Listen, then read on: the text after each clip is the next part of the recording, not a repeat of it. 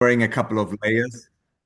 I'm wearing a couple of layers to try and keep warm, and also drinking hot coffee and tea to just keep me warm. So, but I'm doing well, and I hope you guys are doing great as well. I have a lot of announcements to make, but before I start, are there any questions? Anything you want to share? Anything you want to say?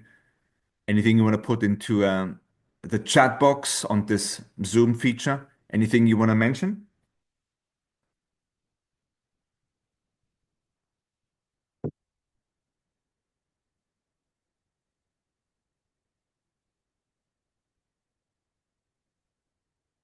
Okay, so we have about 50 participants, so we have about half that have joined. But just in the interest of time, I want to be sure we start on time. It's very important. So a couple of announcements. So I think Ashraf mentioned it already. The midterm papers have been graded and evaluated, assessed, and they will be showcased. Ashraf, correct me if I'm wrong. Next Thursday, they will be showcased next Thursdays for both sections combined. And the outcome is positive. We're happy with the results. We're happy with the performance. Again, once you've seen the results and the paper, if there are questions, we can discuss next time we meet after the after your viewing of the midterm exams. So good job, guys. Good job. Well done. Looking forward to the next couple of weeks, and we have less than 1 month now until the end of the semester. The final exam is December 17. That's a confirmed date that I have also been given.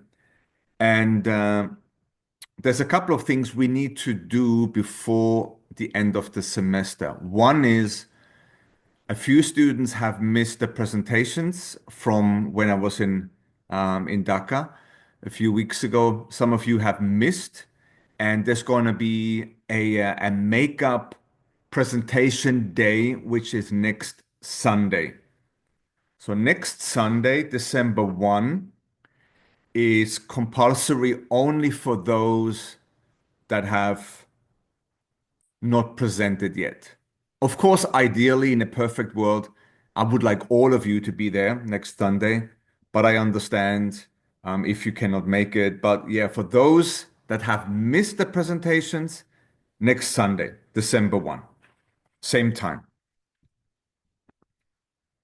And then the following Tuesday, which is December 2, so December 3, we are going to have the last the last quiz number 3. Okay, so we've done 2, but there is a mandate that we have to have 3. So that's the third one is December 3. And it'll be, similar format, 10 questions, short answers, things we have discussed. So there will be no surprises. And it'll cover everything. It'll cover everything up to now. And it's going to be a good preparation for you for the final exam. So take that quiz as an opportunity to review the materials, everything we've done so far. Okay, and then so that's December 1, December 3, and then December 8, we are probably going to start the revision. So that's what I have planned. So again, December 1, makeup presentations, December 3, quiz number 3, December 8th, we're going to start the revision and preparation for the final exam. So that's what I've got planned.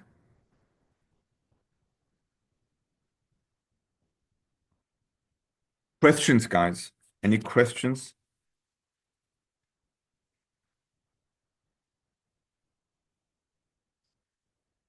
Okay, if not, and this is a recorded session. So Ashraf, of course, will put this on the BLC upon completion today. And then if you need to revisit or your friends that have missed the class, they can view it at a later stage. So let me share.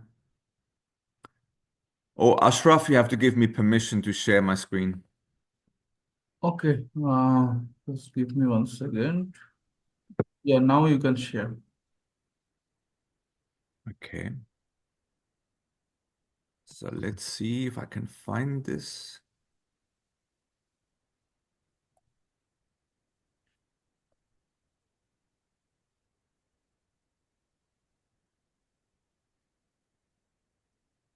So this is what happens when you have a new computer, and everything is a little bit out of sync.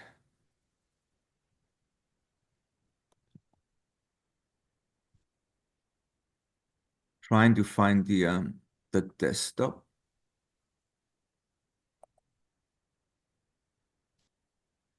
Give me 1 second, guys. Okay, share.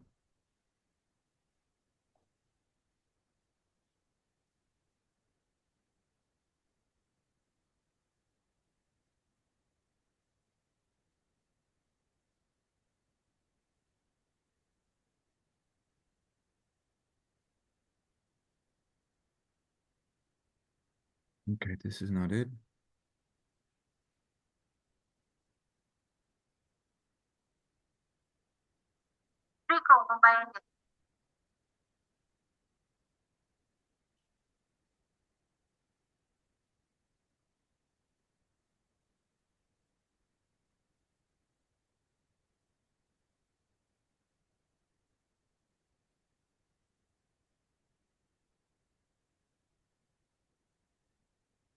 For some reason, it's not allowing me to see the um the desktop.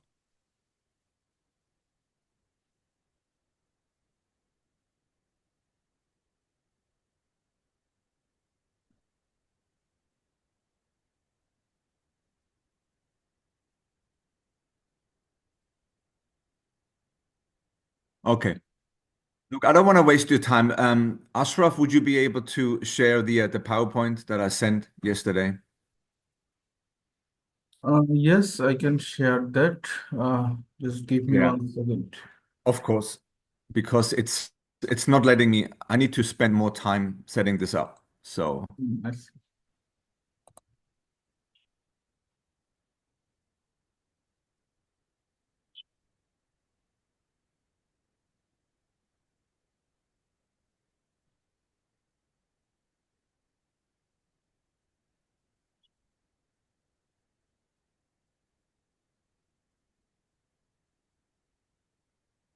Okay, I think you can see this. yeah, this is great. Appreciate it. Okay. Can you make it larger even?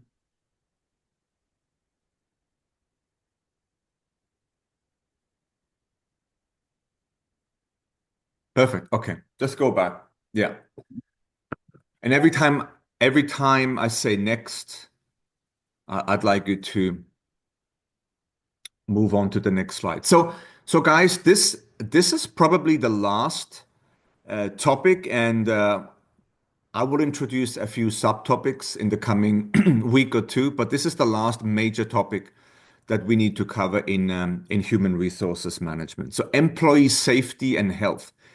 Of course, this is a very, very important topic, and it's coming last. It's come last in our discussion, but it's certainly not the least important. In fact, maybe it's even the most important because organizations are all about people, and the organization has a responsibility to provide a workplace that is safe and healthy and non-hazardous. So employees should be comfortable, they should be treated well, and no discrimination, no bullying, no. And again, we'll look at all the possible health related and safety issues today. There's a lot. There's a lot of things to consider. that we may not even think about as we look at the people function in the organization. So employee safety and health. Next.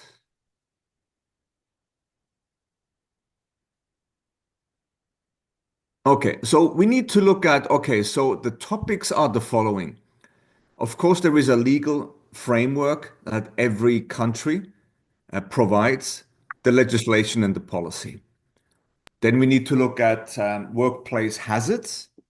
What are the risks? What are the dangerous areas we need to consider? So that's workplace hazards. Then what are some possible substances that may emerge at the workplace, and what are some of the guidelines? What are the health risks at work? We need to look at equipment. What kind of equipment? They need to be safe, they need to be secure. Um, Working practice, promoting health at work proactively as well as reactively. Okay, of course, every organization needs to plan and prepare for promoting a healthy workplace, but also in response to maybe deficiencies or accidents and so on, there needs to be a response and a plan for possible responses. We're going to be looking at some possible industrial accidents and what may cause that. And then finally, we need to find measures to ensure safety, industrial safety. Okay, next. So in Bangladesh, there is something called the Bangladeshi Labor Act of 2006. I don't expect you to know all these aspects in detail, but I want you to know that there is such a thing as a Labor Act, which is the key labor legislation that actually sets occupational safety and health standards and compensation if there are accidents and injuries at the workplace. So when we talk about anything to do with workplace safety, we usually refer to occupational safety and health, or OSH. So every time you hear me talk about OSH, it's occupational safe and health. Okay, so that's the act that was enacted in um, in 2006. Now, 7 years later, in 2013, and that's also something that maybe you can relate to, there were made significant amendments because something happened in the Rana Plaza. Are you familiar with the Rana Plaza? Yes, sir. So what happened in the Rana Plaza?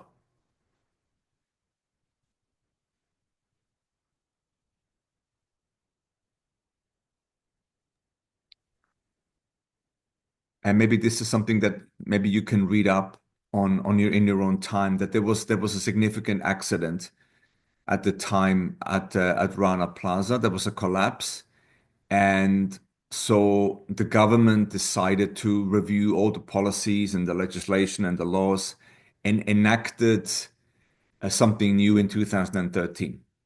Okay, in response to that collapse, to that disaster.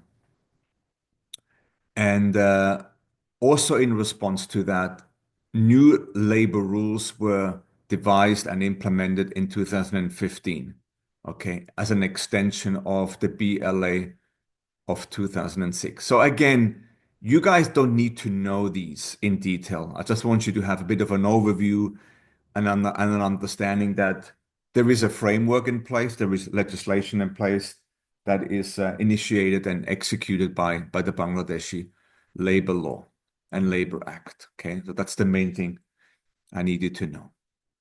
Okay, next. So again, every time we talk about OSH, we're referring to occupational safety and health. A number of laws have these OSH provisions. There is also a Fire Prevention and Extinguishing Act. There is a Bangladeshi National Building Code. There is a Labor Welfare Foundation Act. There is a Shipbreaking and a Recycling Rules Act, and so on. So there's a lot of different acts that were created, instituted, and implemented between 2003 and 2016. এটা ভেঙে গেছে, এটা ভেঙে ফেলাইছে না কি? আপনি। Yeah, is there a question? Yeah, is there a question? Oh, okay, so I think this was an accident. Okay. Next.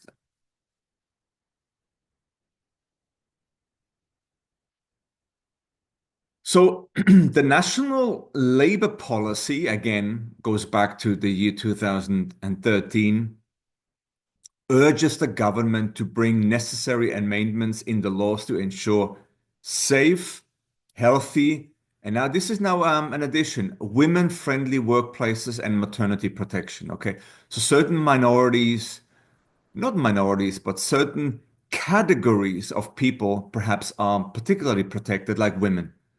So the law mandates for the workplace to be healthy, safe, and women friendly.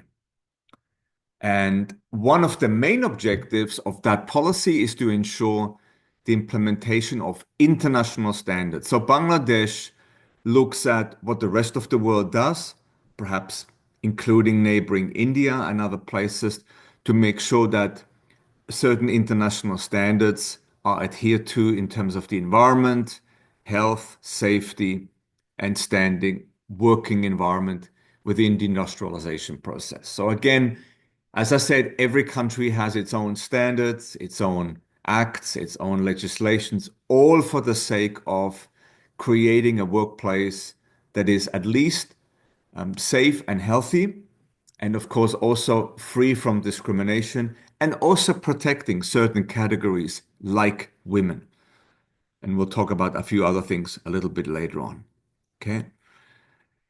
Other labor policies have also been enacted, and this is the next one is an important one, the National Child Labor Elimination Policy. So in a perfect world, theoretically, there should be absolutely no child labor. Now, is there child labor? Sadly, there is. And this is not just Bangladesh. This is most countries in the world. And I've lived in some of those places. I've been to Ghana, been to Nigeria, Pakistan, Vietnam. There is child labor.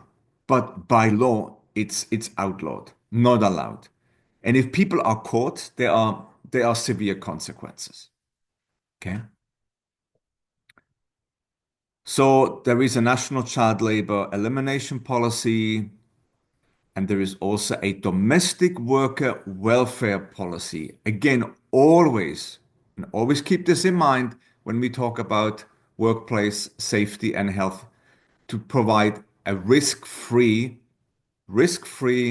healthy and safe workplace for all workers, irrespective of, age, gender, none of that matters. Okay. We all have a right for a workplace that is safe, healthy, and discrimination free.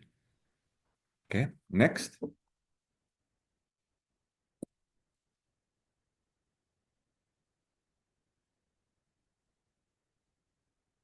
So let's look a little bit at the legislation. And again, guys, don't worry about this. You will not be required to memorize everything. This is more about you having an understanding. I need you to be exposed to this so you have an understanding and an appreciation for the kind of legislation that you have in your own country. But you will not be required to memorize any of this. I just want you to have an understanding. So the Health and Safety Act of 1997, under this act, employers must ensure health, safety, and welfare. Health, safety, and welfare of employees, health, safety, and welfare of others as well. So what's the obligation as far as the employer is concerned? They have to manage health and safety. They have to constantly risk assess, asking, is this a risky workplace? Is this a hazardous workplace? There also needs to be training. There needs to be training for all employees. Again, provide safe workplace, safe working methods at the workplace, and also to have a policy, a health and safety policy, if the organization has more than 5 employees. Okay, so that's the Act of 1974. Okay, next.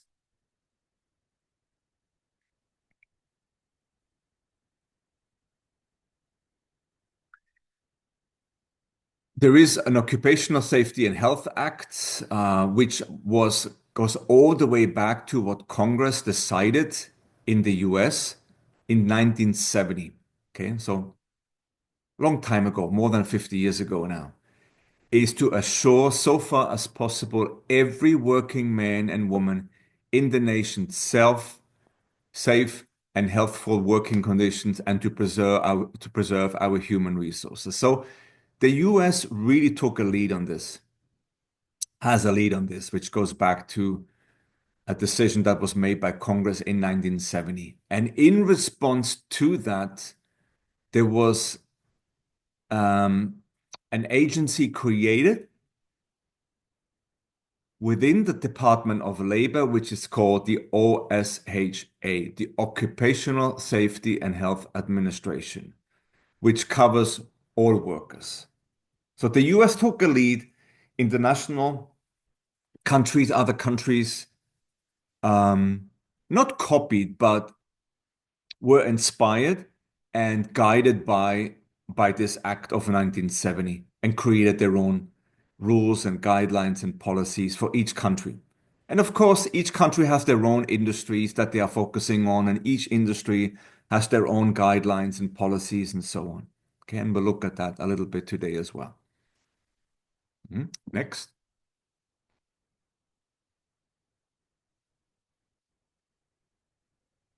Or just go back. You skipped one, Ashraf. Yeah. So in order to do that, of course, there needs to be an inspection.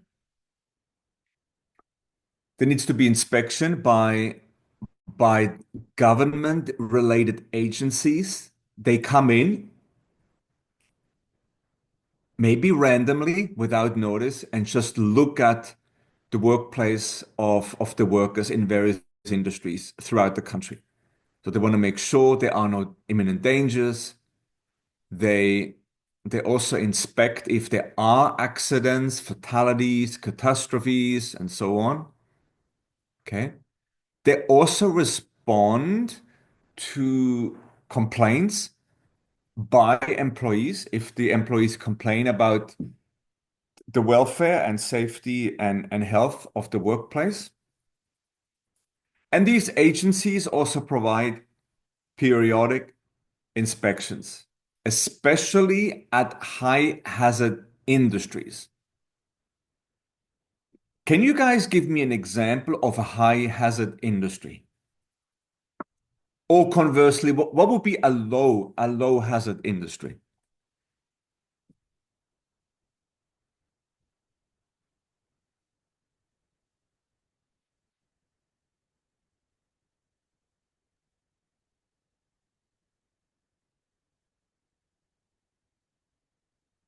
Which industry do you feel this is a very dangerous industry, and some of the workplaces may be very hazardous and dangerous? They need special protection. Versus which industries do you feel it's almost safe? It is almost no hazard that employees will be exposed to. What are your thoughts in terms of which industries?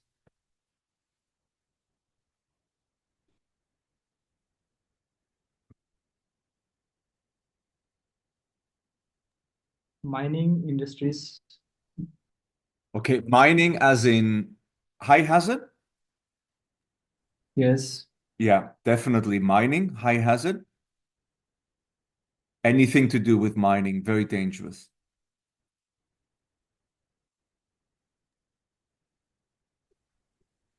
What other industries?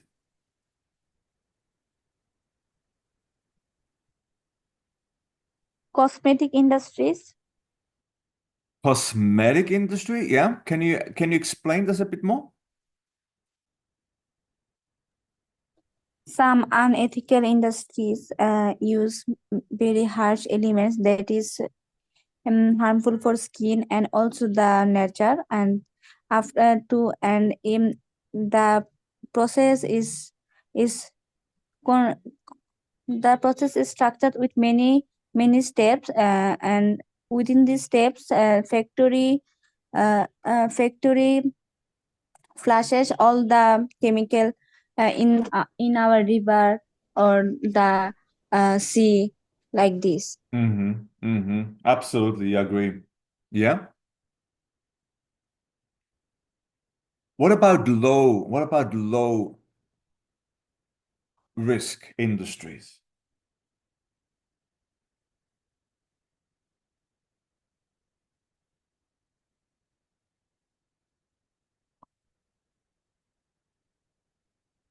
What would be considered a low risk environment, a low risk industry that you can think of?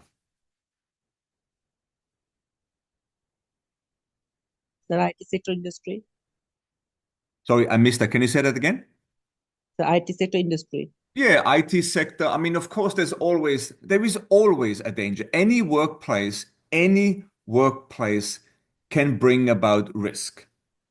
But I think, Herbal medicine yeah, industry. IT definitely. And which one, Saraf? Herbal medicine industry. Okay. Yeah.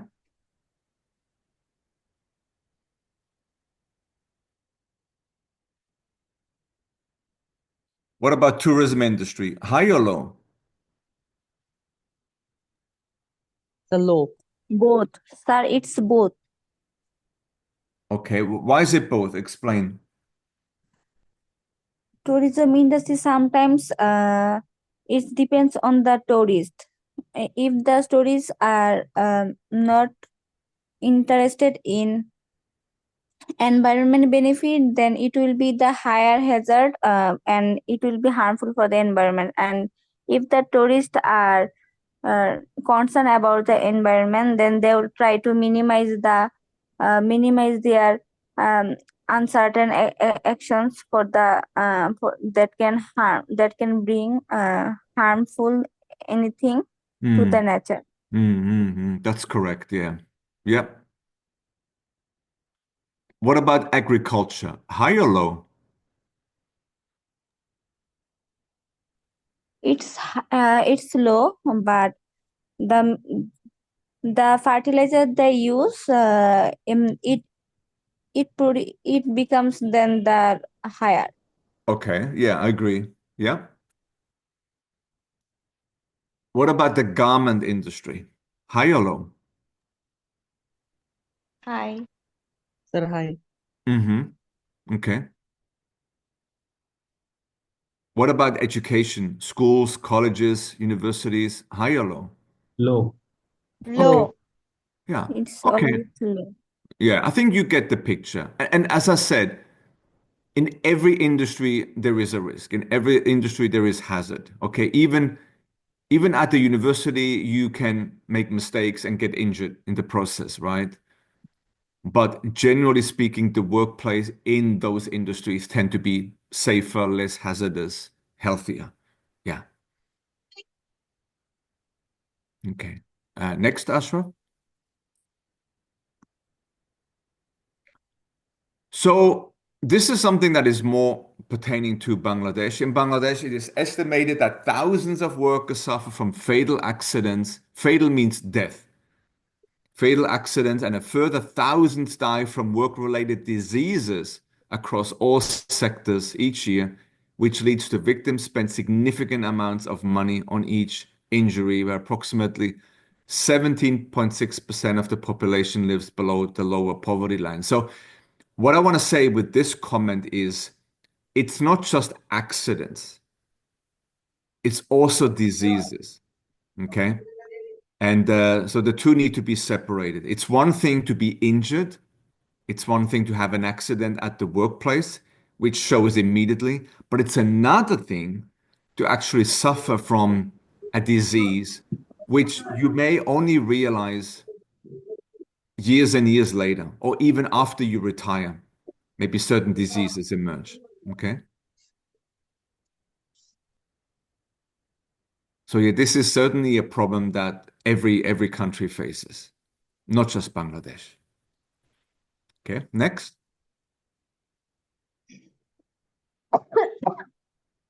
Oh, me too. Can you mute yourself? Again, I'm getting a lot of noise.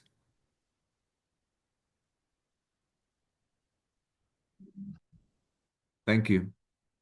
So workplace safety for construction workers. Okay. There was an incident last year where construction workers died. Of course, construction is one of those high risk environments that we've discussed. And the next part, the Bangladeshi workplace death report published that, construction workers died in 2020, and the number is 118. This is probably vastly underestimated. I think clearly that given the importance of construction in a large country like Bangladesh, there will be many, many more people that did die in response to accidents when it comes to construction, the construction environment. I mean, there's building sites everywhere, right? And people do have accidents and people die all the time, sadly. Okay. So again, it's incumbent upon the employer to make sure that they provide the best possible environment to provide a safe, healthy, and high welfare workplace for each employee in every industry. So, and we're all interested in producing a risk-free environment. And in the sense of that construction incident, there were electrocutions, falling from heights, getting hit by objects, suffocation, and so on. So you can see that, what may appear as a safe workplace may not be that safe after all. Okay. Next.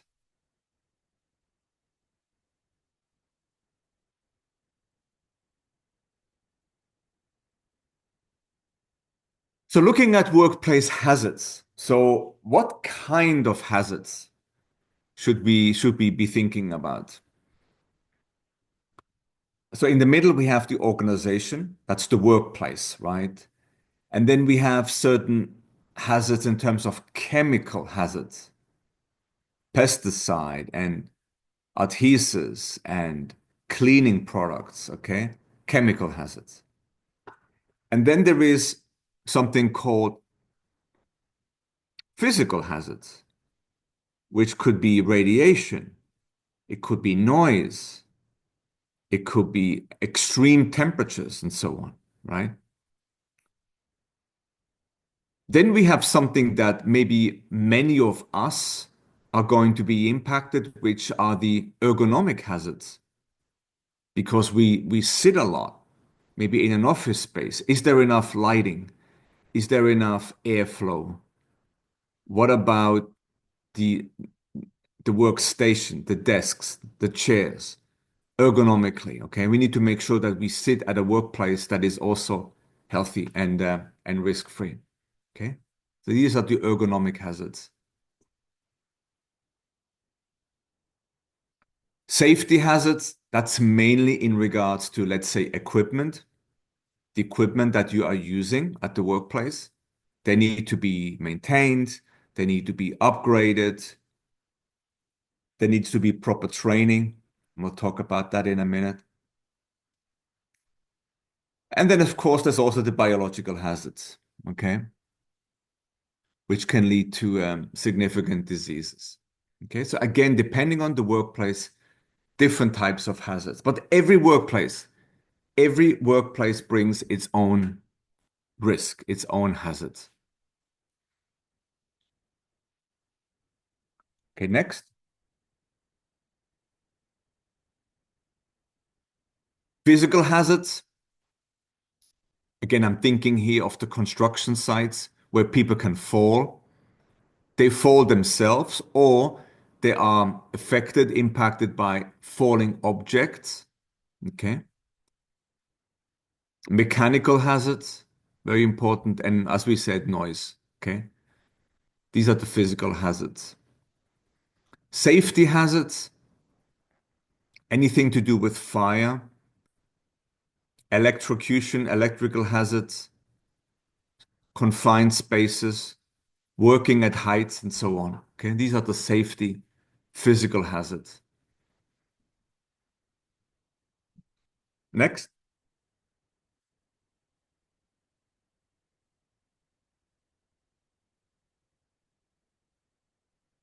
Biological hazards. Okay, if you are subjected to biological aspects, diseases, vector-borne diseases, and in general, contact with biological agents, okay? Depending on, again, depending on the industry. So biological hazards, then the chemical hazards, chemical exposure, chemical spills, all of that, okay? Certainly the biological, not the biotechnology, the chemical, the pharmaceutical industries, people tend to be subjected to biological as well as chemical hazards and needs to be addressed. Okay, next. Ergonomic hazard, as I said, a lot of office workers suffer from what's called RSI, repetitive strain injuries. If you do the same thing over and over and over again, you can injure yourself even in an office job. Okay, RSI. People using a mouse, using a keyboard in the same position too many hours over a long period of time can have an impact on the body as well. But not only the arm or the shoulders, it can also affect the back and different parts of the body. Okay. Poor posture, poor handling of equipment, and so on. These are the ergonomic hazards. Next. Health risk at work. So any kind of risk to health must be managed by the company. And the mandate is to prevent ill health.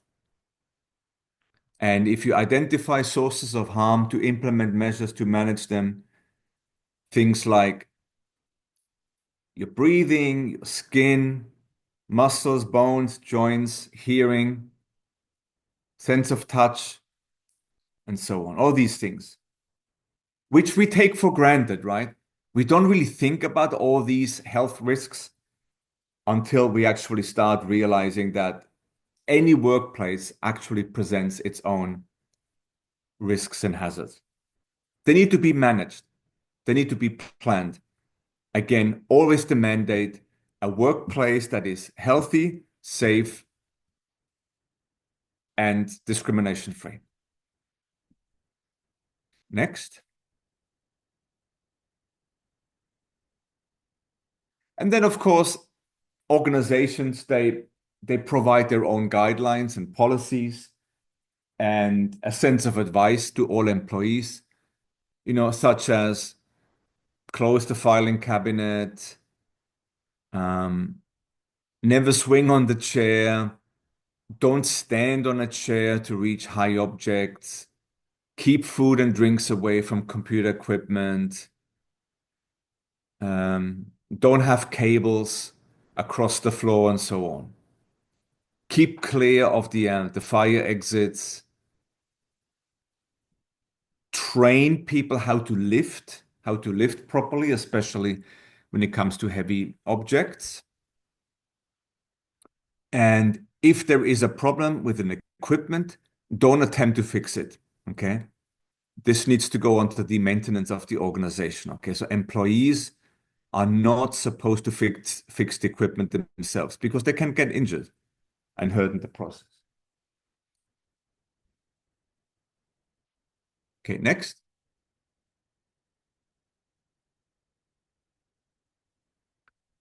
both employers and employees have rights and responsibilities. So the employer is the one providing the workplace. They have the duty, as I said, to provide a workplace that is free from hazards. Okay. And the employer needs to be familiar with, but also to enact any kind of OSHA standards. So the Occupational Safety and Health Association standards, and to examine a workplace to make sure they conform to applicable standards. So there needs to be routine checkups. Okay, there needs to be inspections maybe every 6 months, every 3 months, every month, every week, depending on the industry. And that's a responsibility incumbent upon the employer. But then they also have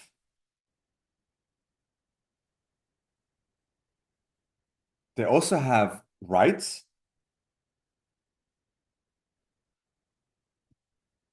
They have a right to seek advice and to receive consultation, offsite consultation from the OSHA, and to receive information, documentation, identification from OSHA prior to the inspection, and to be advised by what's called a compliance officer of the reason for an inspection. Okay, so it's a relationship between the employers and the government as far as inspections are concerned and working with compliance officers. Compliance officers are employed by the government and they come and assess the workplace. And as I said, they can come planned or they can come unplanned, random checks that the government does.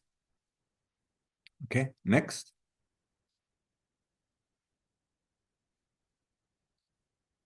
What causes accidents? Well, mainly conditions that are not safe. So equipment that's improperly guarded, equipment that is defective, broken, not maintained, and so on, right? Hazardous procedures, especially with machines and equipment. Unsafe equipment, unsafe storage, overloading storage. Then anything to do with illumination glare, insufficient light. So again, think about the workplace that has to be sufficiently lit. If not sufficiently lit, after working 5, 6, 7, 8 hours a day, there will be an impact and there could be damage to the health of the people. Improper ventilation, insufficient air, impure air, and so on. So all these things can cause accidents.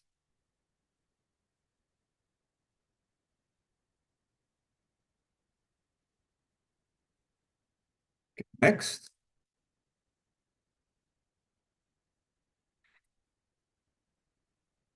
So what can you do? What can the organization do in order to prevent accidents? So make sure that the workplace is safe and remedy or address any unsafe conditions. Continue to emphasize safety and also train the employees on safety mindedness.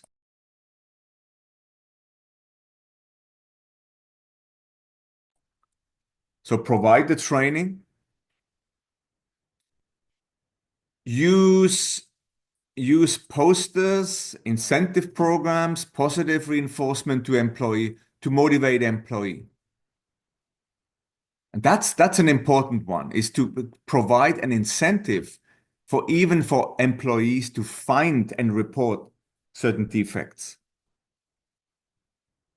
How could you do that? Can you think of an example how you could provide an incentive for people to to create or to encourage or to promote, to report such situations? How would you incentivize that?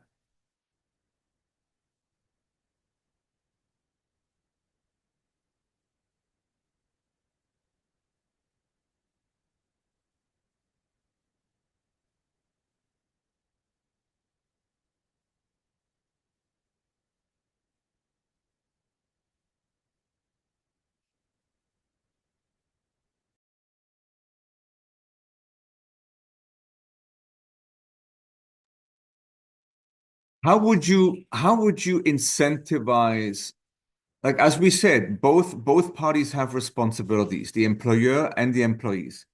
How do you get the employees to be more mindful, to be more collaborative, to be more helpful, helping the employer to provide a hazardous and risk-free workplace?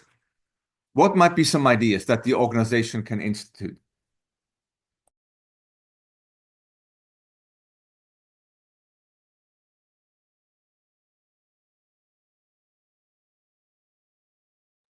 Organization can can recognize and reward any employee who reports about any unsafe situation that is available in the organization. Exactly. And if they find something, if they report something that helps prevent, then they may give some incentive. They may give bonuses or money or time off or a special reward and so on.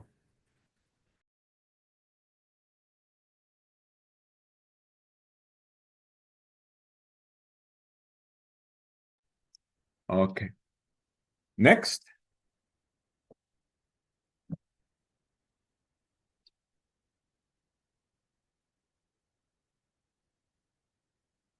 Causes of industrial accidents. Okay. Some of it may be physical, some of it may be psychological. Okay. Physical causes, the structure of a building, the layout of the building and the rooms. External elements, light. I've talked about this a couple of times now. Lighting is important, temperature is important. All of this needs to be considered. Yeah, next. Mechanical failures, especially when it comes to equipment. And again, we need to make sure that the equipment is properly maintained and safe. Hazardous materials, improper handling, storage, disposal of substances which may be deemed as dangerous. And then, as some of you already mentioned earlier on in today's session, exposure to toxicity, toxic chemicals, toxic materials, and so on.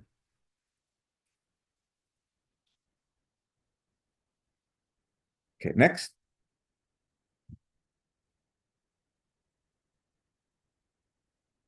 Environmental aspects, environmental factors, poor lighting, surfaces that are slippery or uneven.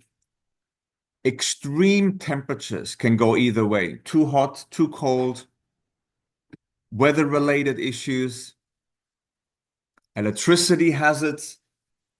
That's a big one. Faulty wiring, okay? Faulty electrical equipment, overloading circuits, and so on. Next. Ergonomic issues. I've just discussed this before, especially in the workplace, in the office. Workstations that are poorly designed. Ergonomic measures has to do with posture. Think about the body parts and so on. Noise, exposure to loud noises, vibrations from machinery, and so on. Next.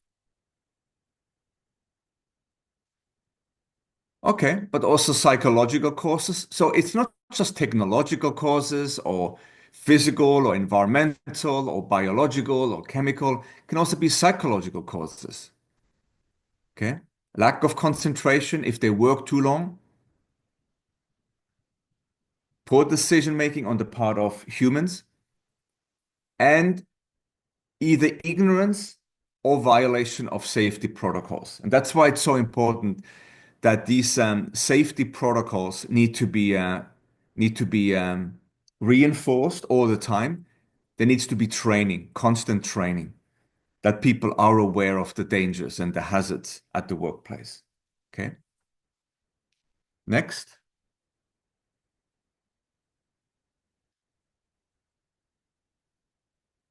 Communication breakdown, ineffective communication between team members, which can lead to injuries, misunderstandings, unclear instructions, and so on. And as I said before, lack of training. That's very important. That's something that needs to happen all the time. Training and retraining. Always making sure that periodic training, not only at the beginning, but periodically. Next.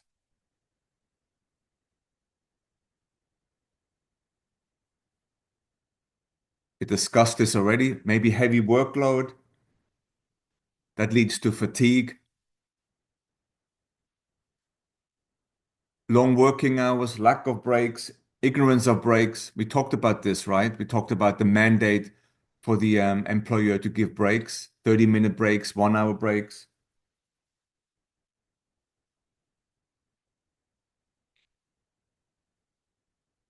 And of course, job satisfaction and motivation always has a role there as well. Low job satisfaction leads to decreased focus. If people are not motivated, satisfied at the workplace, then they lack focus. And also a lack of motivation on the part of the employees to adhere to safety protocols or to ignore the safety protocols altogether. Can happen.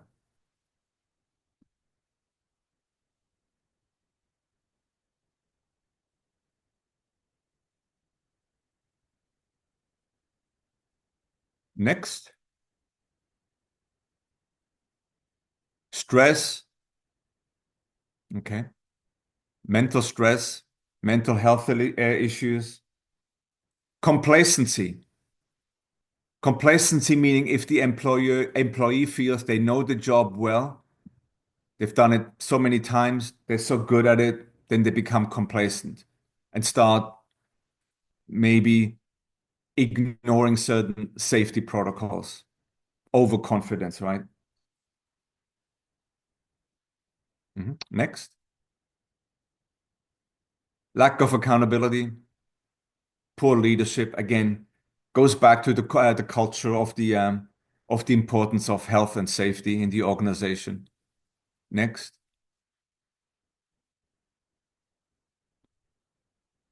So what can organizations do in order to address all of these hazards? As we said, they need to have a policy, a safety policy.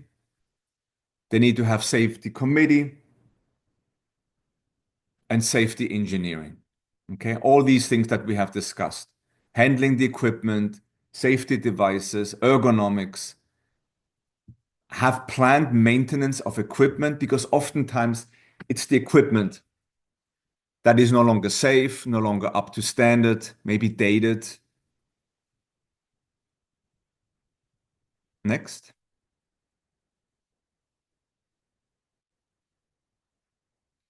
In terms of safety policy, every organization needs to have a safety policy where it clearly demonstrates a commitment to safety, including and addressing the responsibilities for the employers and the employees. Communication, overly communicate about the potential hazards and risks. And then a regular review. Always update the safety policies when new machinery comes, when new leadership comes, when new substances are introduced, and so on, all the safety protocols and safety procedures need to be reviewed. Next. Safety committee. It's a committee of people that meet regularly and review all of that we have discussed, the policies, the standards, the guidelines, making sure international standards as well as national standards are adhered to, constantly performing a risk assessment at least once a year or every 6 months, depending on industry. So risks can be assessed, hazards can be identified. Next. Safety engineering, basically what we have discussed.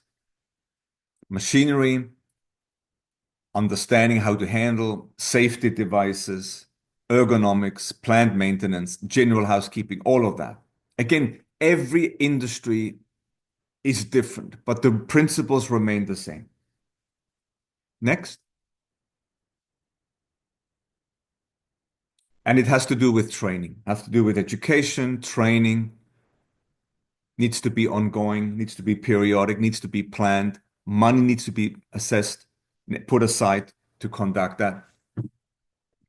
And then, of course, these emergency drills. Can you think of an emergency drill? How could this look like, an emergency drill?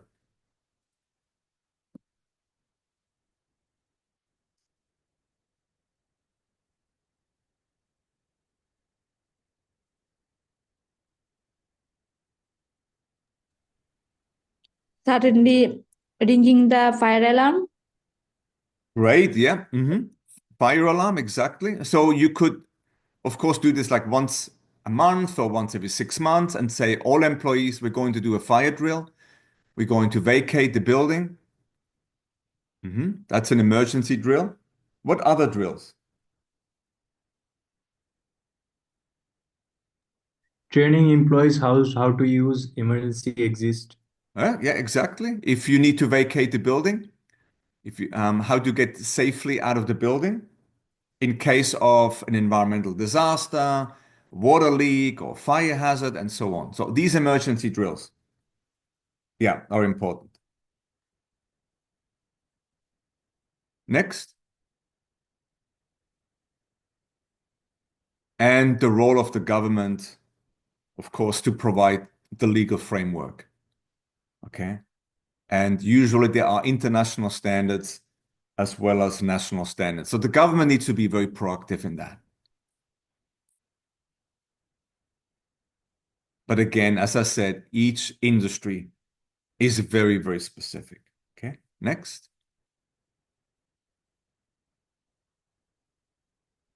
That's it. Okay, any questions, any comments about employee safety and health? Again, I don't expect you to know any kind of laws in depth, but I want you to have an understanding of an appreciation for the importance of creating a workplace, any industry that is safe, healthy, for the sake of the welfare of the employees. Every employee has the right to find a workplace that is safe and healthy, especially protecting certain categories like women and so on. Very, very important. Okay, any comments, questions?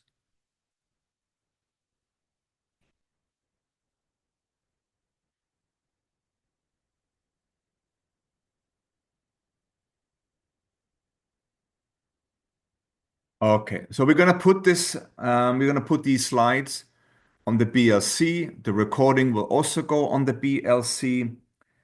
I will see many of you next Sunday. For those that joined us a little bit later in today's session, next Sunday is the makeup class for the presentations. And this will be the only makeup class. Okay. I'm not sure how many have missed. Do you have a sense, Ashraf, how many people have missed? Yeah, I got messages from 5 to 6 students. Okay.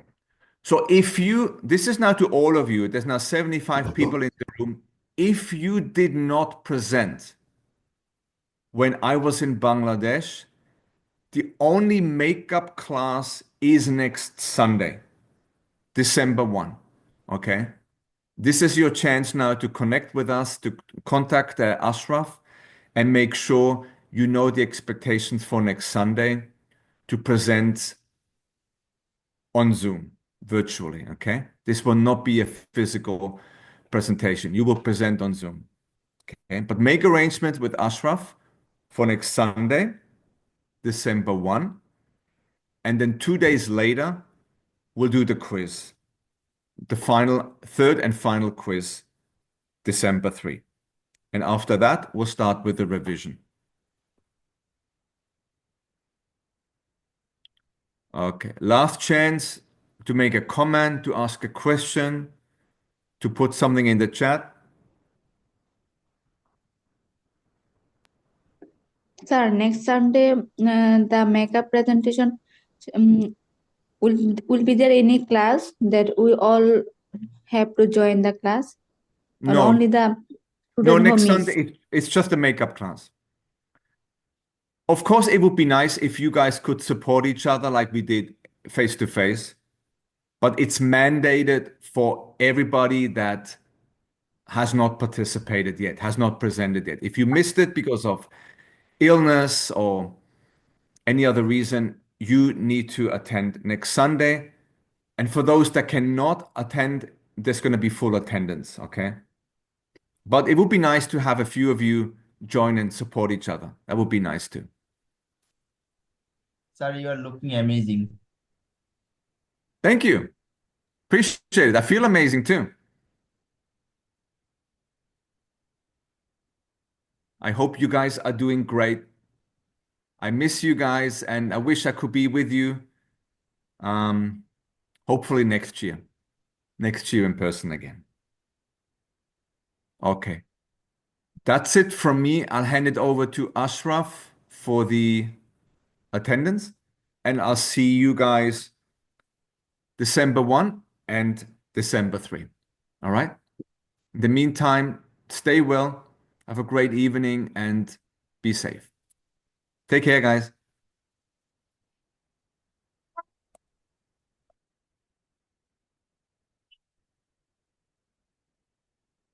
ওকে, আমরা রেকর্ডিংটা stop করি।